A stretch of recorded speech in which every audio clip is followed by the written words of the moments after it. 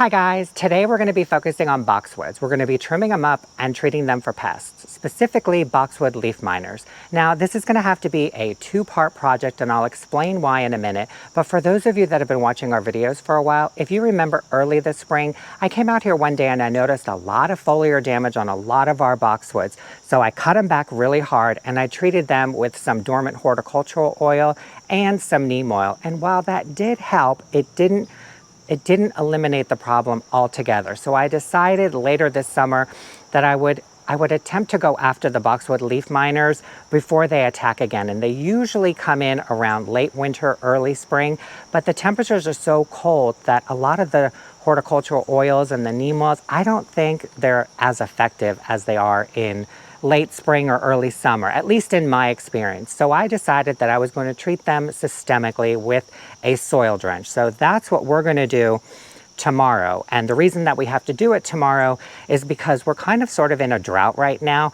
And I was reading up on the application process and the dosages last night, and it said if you're experiencing dry weather or in a drought, make sure you come out the night before and soak all of the trees and shrubs. That way when you apply the systemic drench or the soil drench, the soil will be a little bit more wet and it'll help the plants uptake the herbicide or insecticide or whatever you want to call it. So that's why we have to kind of do it two parts. So today we're going to be focusing on trimming all the boxwoods and watering them, giving them a deep, nice watering soak. And actually they look really good, but I'll show you what some of the damage is looking like right now.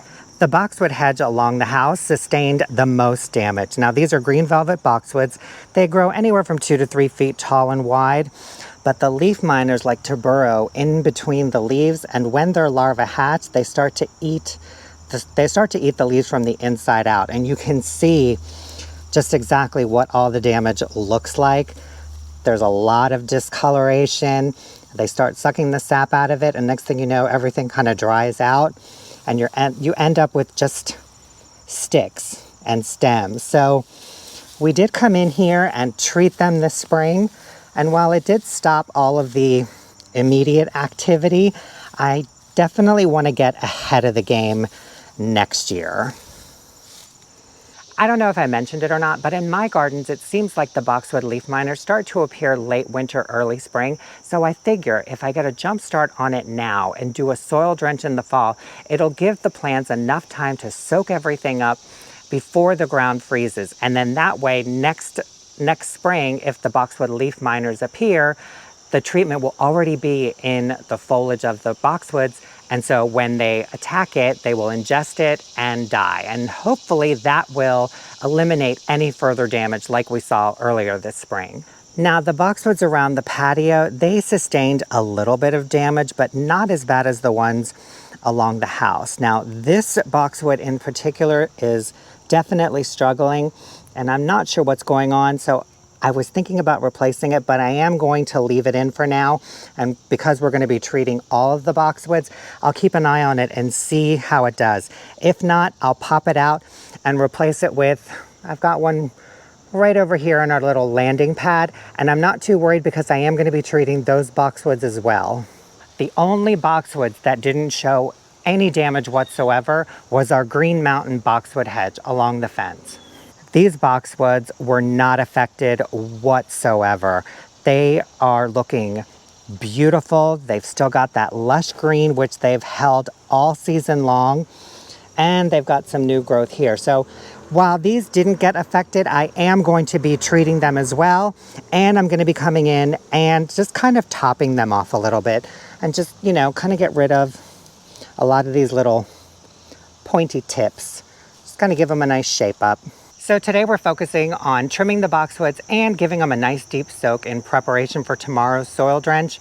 Now, I don't know about you guys, but for me, watching boxwoods get trimmed is like watching mulch get spread. I find there's just a level of satisfaction. It's very soothing and relaxing, and I just like seeing it done from start to finish. So hopefully you guys do too. And for this part of the project, all I'm gonna need are my hedge trimmers. And you may notice a few weeds around the boxwoods. I'm not going to focus on them today because the soil is so dry, it makes it harder to pull them. And since we're going to be giving them a nice deep soak today, I'll worry about them tomorrow. All right, guys, Here we go.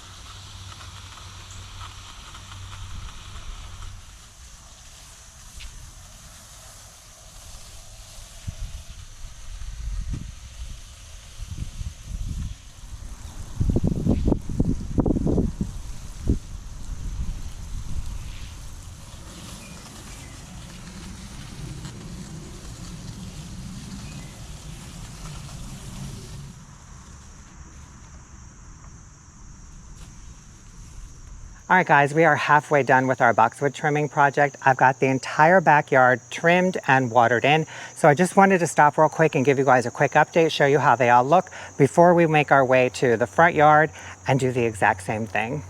Don't they look a lot nicer and more tamed? These boxwoods along the side of the house, I did trim them back a little bit more than I did the rest of them, just because they suffered the most leaf miner damage. And these are the ones that were never actually properly trained the first few years, so we're kind of like fast tracking their training.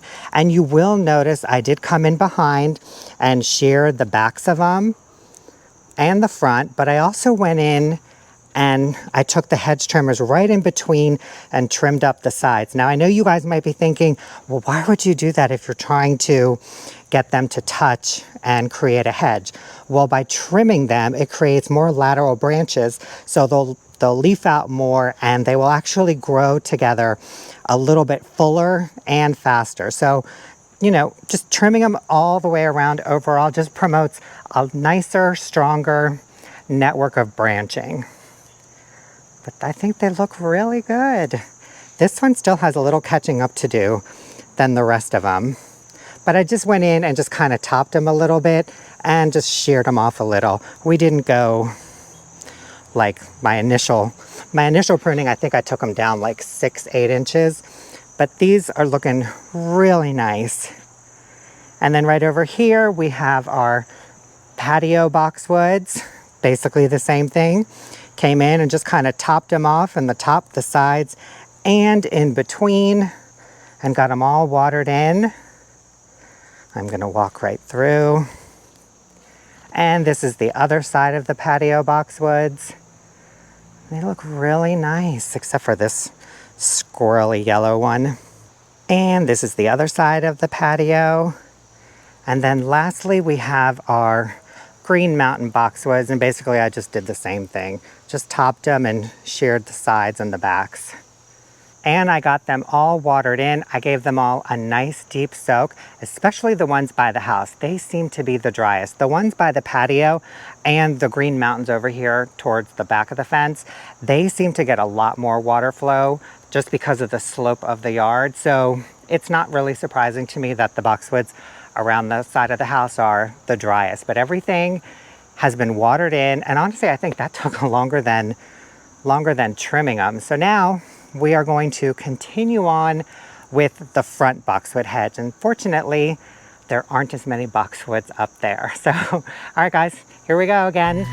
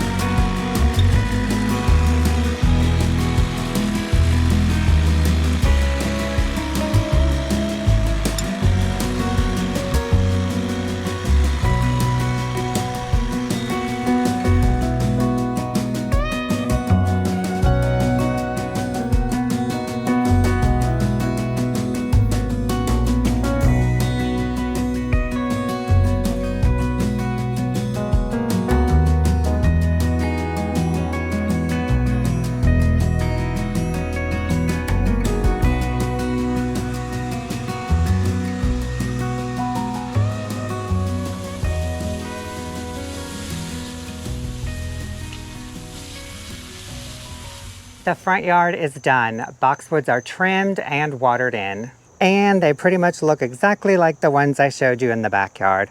Although I do love a freshly trimmed boxwood along the pathway. I think it looks so nice. Love it. So yes, all of these boxwoods have been trimmed and I watered them all in.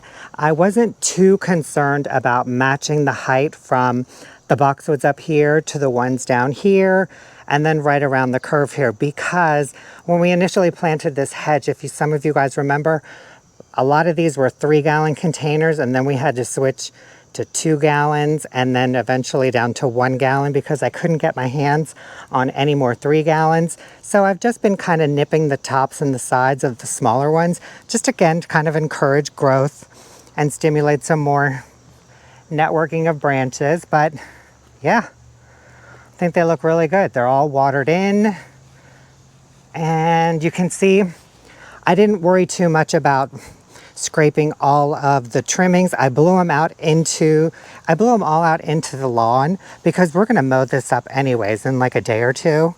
So I'm not too concerned about it. And I did the same thing in the backyard. All of the clippings, I just blew them all out into the walkway and then right into the yard. Again, I'm not too concerned about it. They're gonna be picked up by the lawnmower anyways in a couple days. So yeah, that's no big deal. There was a couple of things that I did want to mention that I don't think I mentioned in the beginning of this video. One, we're currently sitting at like 75 degrees, and the ideal temperatures to trim your boxwoods is anywhere between like 65 and 80 degrees. You don't want to trim them when it's too cold, and you don't want to trim them when it's too hot because you're opening up the shrub to fresh cuts. So if it's too cold or too hot, you could end up with, you know, a little bit of winter burn or sunburn. So you just want to make sure that the temperatures are pretty comfortable. Again, 65 to 80 degrees is perfect. And we have no humidity, so I am absolutely loving this. And then what was the next thing I wanted to tell you guys? Oh, the other thing that I wanted to mention, the next time that I do this, I would break it up into 2 separate weekends because it's a lot of work. So I would probably do the backyard one weekend and then the front yard the next weekend. Again, there's no point in doing the entire front and back all at the same time unless you want to. Again, you don't have to. Halfway through trimming the front boxwood heads, it dawned on me, I'm like, why did I do this all in one day? So just a mental note, next time, one weekend we'll do the backyard, the next weekend we'll do the front yard. And you guys, that is it for part 1 of our video today. Thank you so much for watching. I hope you enjoyed it, and we will see you in the next video for part 2 when we tackle pest control. All right, guys, again, thank you so much for watching. Have a great day. Bye.